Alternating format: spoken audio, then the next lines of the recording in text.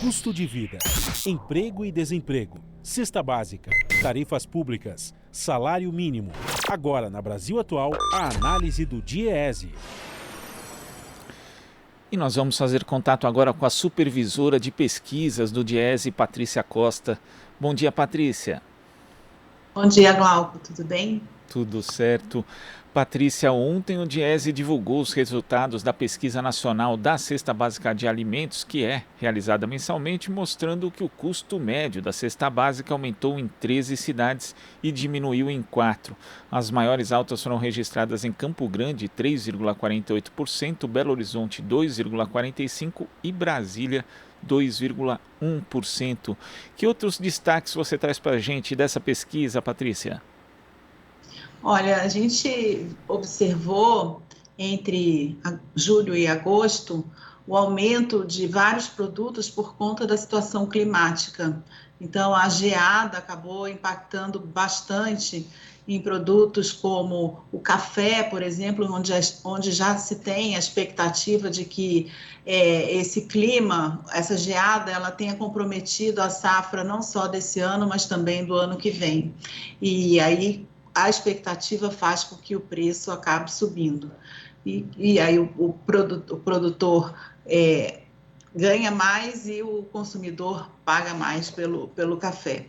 Uma outra, o açúcar também teve um problema com a colheita e com isso também da cana, e com isso você também tem um impacto aí uma redução da oferta do açúcar.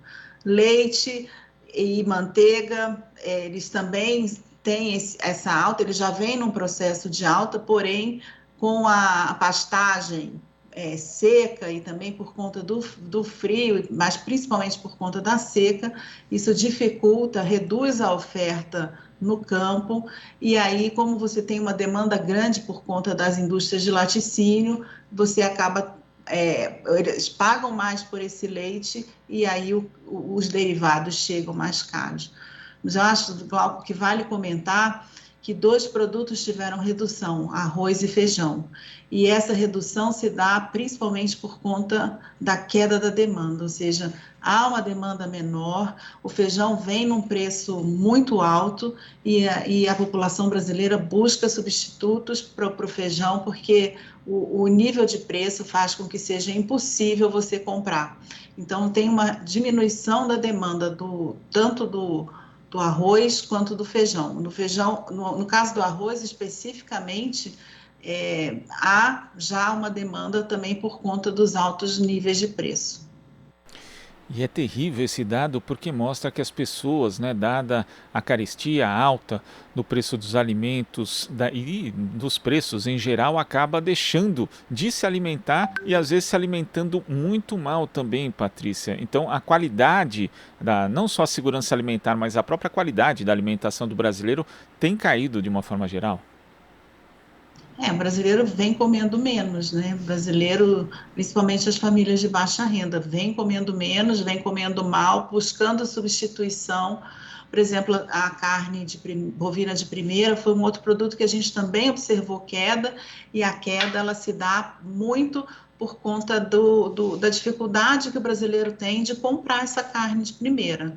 Então, ele vai tentar outros substitutos, sendo que a gente tem uma carne de muita qualidade no Brasil que poderia estar alimentando uma parcela expressiva da população. Mas quando o preço do quilo chega a 40, 50 reais, vai ficando inacessível para quem não tem renda, principalmente diante de tudo que vem se colocando, né? Um salário mínimo que não vai acompanhar a inflação, ele vai ser reajustado abaixo da inflação, provavelmente, ou pelo menos abaixo da inflação dos alimentos, uma vez que a gente já tem altas na pesquisa de 20%, 30% em 12 meses. Então, quando você compara agosto de 2021 contra agosto de 2020, tem cidades em que os produtos da cesta acumularam 30% de aumento, é muita coisa.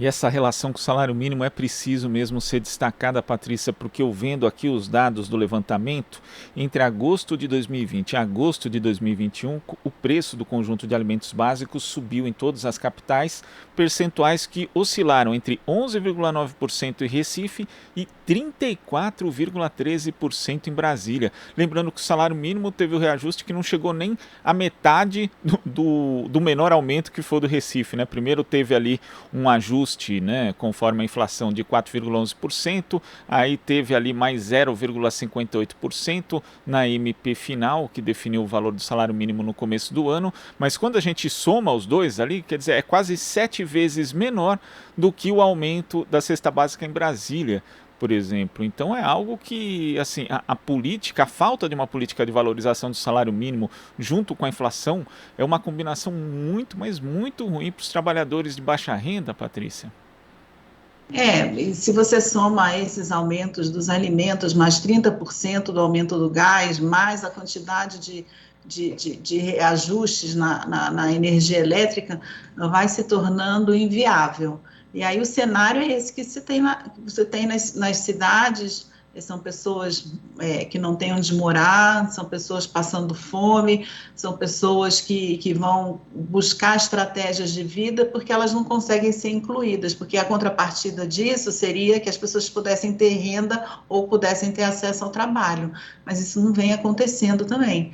O desemprego cresce, então você tem um aumento da exclusão, um aumento da pobreza, sem que nada seja feito no sentido de minorar esses efeitos dessa alta dos alimentos e dos produtos básicos. Acho que é isso que a gente precisa olhar. O índice de inflação para as famílias de baixa renda, ele é muito maior do que o índice de inflação para as famílias de alta renda. Então, você tem um aprofundamento da desigualdade que vem ocorrendo não só no mercado de trabalho, não só mas também na vida social das pessoas. Então, você vai excluindo essas pessoas da possibilidade de que elas possam consumir, da possibilidade delas poderem trabalhar, e isso vai criando uma situação muito insustentável no momento. Tanto é que o Diese consegue, pela pesquisa, ele estima um salário mínimo necessário de 5.500, ou seja, 5 vezes mais do que o mínimo vigente. Então, você vai se afastando daquilo que seria a condição ideal de vida das pessoas, das famílias, para uma situação de empobrecimento cada vez maior. E tocando inclusive nessa questão do salário mínimo necessário para a manutenção de uma família de 4 pessoas, que é algo que o Diese faz há muito tempo, Patrícia, observando aqui, por exemplo, esse valor em abril de 2015, né, o salário mínimo necessário era 4,13 vezes maior do que o mínimo daquela época, né? Abril de 2015 foi o último mês ali que a presidenta Dilma esteve à frente do seu segundo mandato. Já hoje, como você acabou de observar, é 5,08 vezes. Então houve uma deterioração do poder de compra das pessoas, dos trabalhadores que ganham salário mínimo, que está às vistas de todo mundo, e com uma inflação e um desemprego muito elevados também.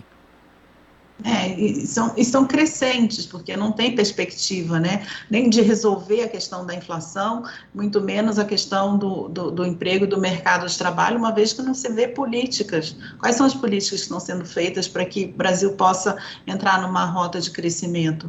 Tudo que se vê é a tentativa de cada vez mais flexibilizar os direitos dos trabalhadores, porque a tese do governo é que você vai criar emprego porque o custo da mão de obra é alto, e não é verdade isso, porque já não deu certo lá com a reforma trabalhista.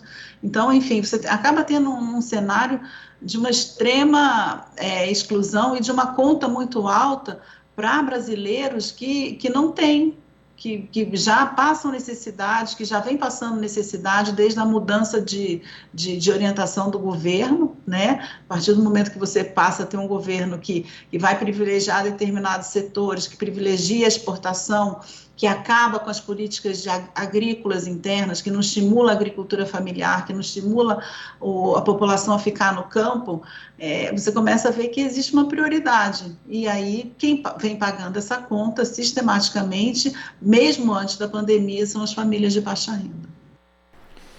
Patrícia, muito obrigado pela sua participação aqui no Jornal Brasil Atual. Até a próxima.